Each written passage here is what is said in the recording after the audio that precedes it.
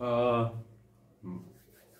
आज भूगोल विषय के अंतर्गत एक महत्वपूर्ण टॉपिक है। उसका नाम है ट्रॉपिकल साइक्लोन्स। तो साइक्लोन्स क्या होते हैं? चक्रवात हिंदी में कहा जाता है।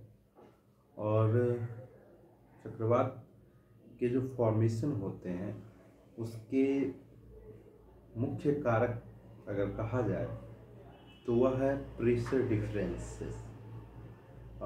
प्रेशर का डिफरेंसेस होना एयर मासेस के समकक्ष।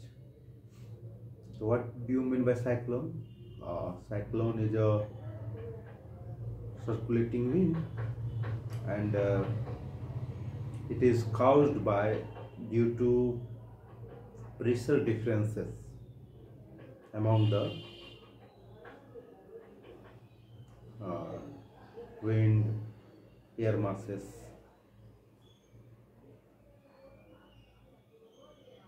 तो साइक्लोन्स को दो भागों में बांटा गया है। पहला है जो मतलब सरफेस और कह सकते हैं कि लोकेशन के आधार पे दो भागों में बांटा गया है। पहला है आपको ट्रॉपिकल साइक्लोन और दूसरा है टेम्परेट साइक्लोन या एक्स्ट्रा ट्रॉपिकल साइक्लोन्स कहा जाता है। और ट्रॉपिकल साइक्लोन्स के जो मीनिंग है, कॉन्सेप्ट है, हम उसी पर बात करेंगे। तो ट्रॉपिकल साइक्लोन्स जो है वह ट्रॉपिकल रीजन में फॉर्म करता है, पहला। दूसरा, इनके लिए जो जरूरी कारक हैं, फैक्टर्स हैं, वह है प्रेशर डिफरेंस। और प्रेशर डिफरेंस कहाँ से जनित होंगे? That is due to variability of insolation, temperature and temperature differences, insolation differences, the reactivity of physiographical characteristics like plateaus, plains, mountains, albedo. These all affect insolation, and that affect temperature differences, that affect pressure differences. So now tropical cyclone generate in tropical region, and it have characteristics that it generally generates on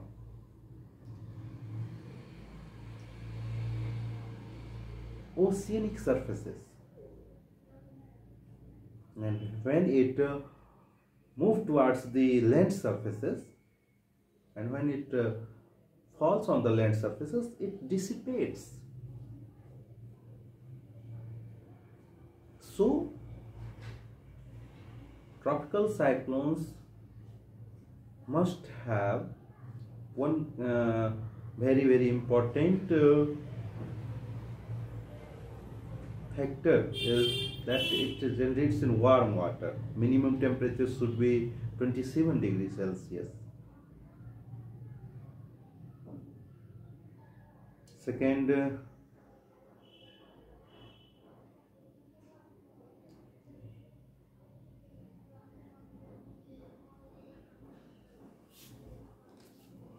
presence of coriolis spores. This is very important. And a small variation in the vertical wind speed. Wind speed में variation होना चाहिए। A pre-existing weak low pressure area or low level cyclonic circulation and upper divergence above the sea level system. और sea level system पे अपर divergence होना चाहिए। तो यह जो है ट्रॉपिकल साइक्लोन्स के फैक्टर्स हैं। पहला क्या है, large sea surface with temperature higher than 27 degree Celsius. दूसरा है presence of Coriolis force, Coriolis बल। क्या होते हैं कोरियोलिस बल? ये जो अर्थ मूव करता है, रोटेट करता है अपने एक्सिस पर, तो एक बल कार्य करता है, उस मूवमेंट के कारण उसी को कोरियोलिस बल कहा जाता है। That affect the movement of the oceanic water currents generally in northern hemisphere towards the right hand side and in the southern hemisphere towards the left hand side. And again, important factor that affect tropical cyclones is a small variation in the low pressure area or low level cyclonic circulation. Variations is needed for movement of the air masses for generating tropical cyclones. And upper divergence above the sea level systems, upper divergence होना चाहिए। अब क्या है कि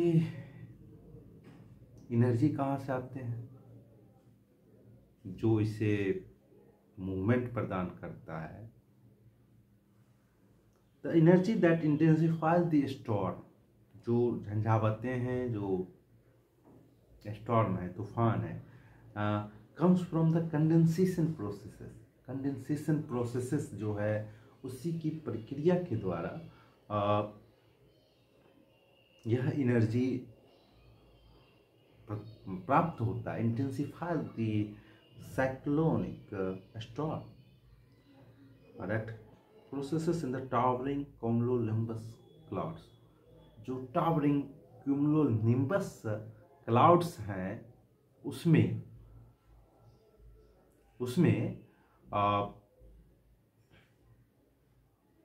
ये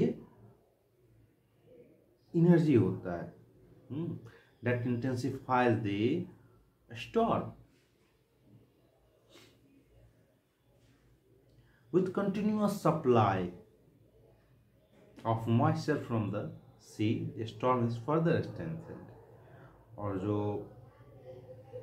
सी surface है तो वहाँ मॉइस्चर भी होगा।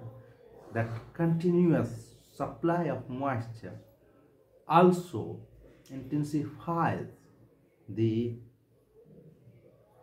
cyclonic storm that further strengthened it. On reaching the land, moisture supply is cut off and the cyclone dissipates. The place where tropical cyclone crosses the coast is called the landfall of the cyclone. जिस जगह पर तट को पार करके cyclone land surface पे आता है, उस जगह को लैंडफॉल कहा जाता है। That is landfall. The cyclone which crosses 20 degree north latitude generally recurve. जो साइक्लोन 20 डिग्री नॉर्थ लैटिट्यूड को पास करता है वह रिकर्व करता है जनरली, प्राय, and they are more destructive. They are more destructive, अधिक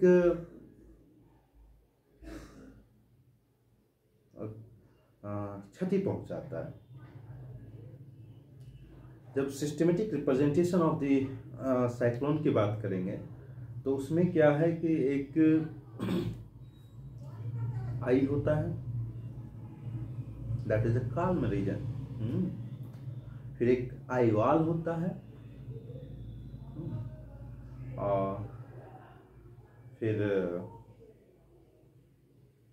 उसी आईवाल के सहारे बगल में आपको क्लाउड्स रहते हैं।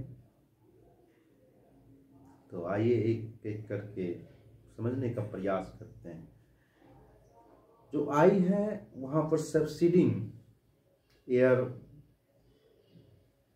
वार्म एयर होता है, जो गर्म हवा है वहाँ सबसाइड करता है, यानी कि अंदर की तरफ आता है। जनरली लो प्रेशर होता है केंद्र में, फिर उसके चारों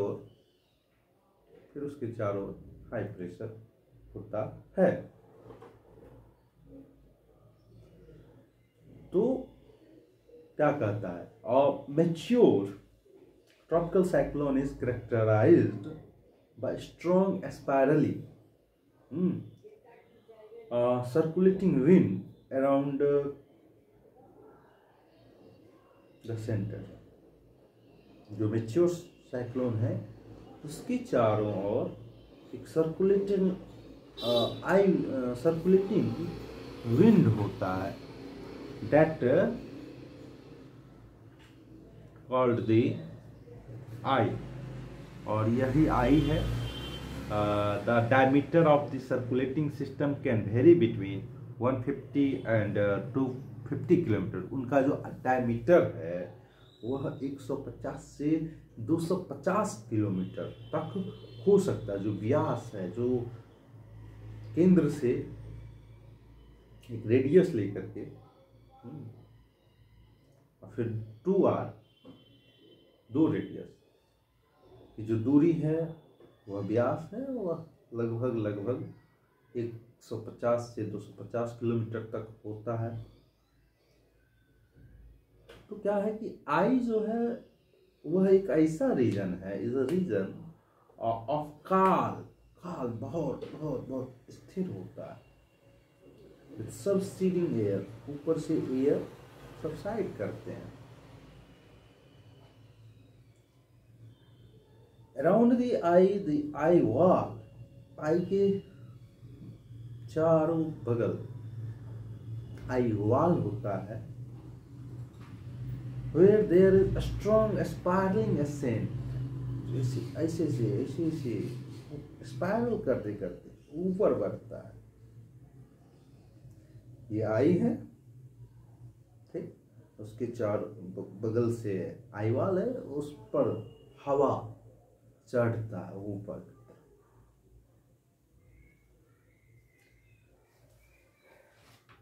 और where there is a height reaching to tropopause, वह हाइट कहाँ तक जाता है, ट्रोपोपॉज तक जाता है। क्या होते हैं ट्रोपोपॉज? यह एक ऐसा लेयर है जो हमारे ट्रोपोस्फेयर और स्ट्रेटोस्फेयर के बीच बाउंड्री लाइन का कार्य करता है। तो ट्रोपोपॉज तक जाता है। और हमें पता है कि stratosphere that is free from the all phenomena, the जितने भी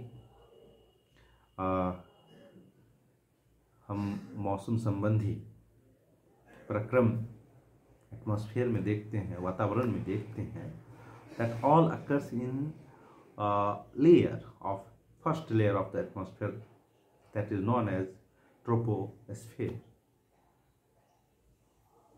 तो the wind reaches maximum velocity in this region. इस रीजन में, आई वॉल के रीजन में जो विंड है वह मैक्सिमम वेलोसिटी तक को प्राप्त करता है।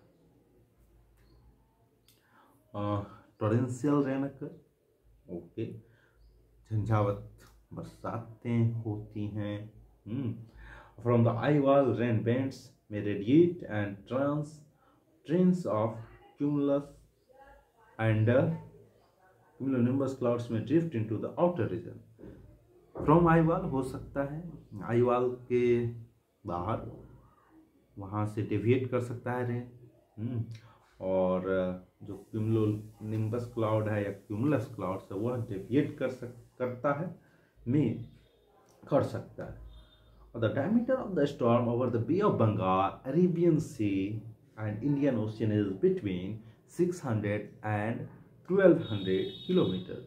जो डायमीटर है बे ऑफ बंगाल में, बंगाल की खाड़ी में, अरब सागर में, या कहें कि हिंद महासागर में, वह कुल 600 से 1200 किलोमीटर के होता है।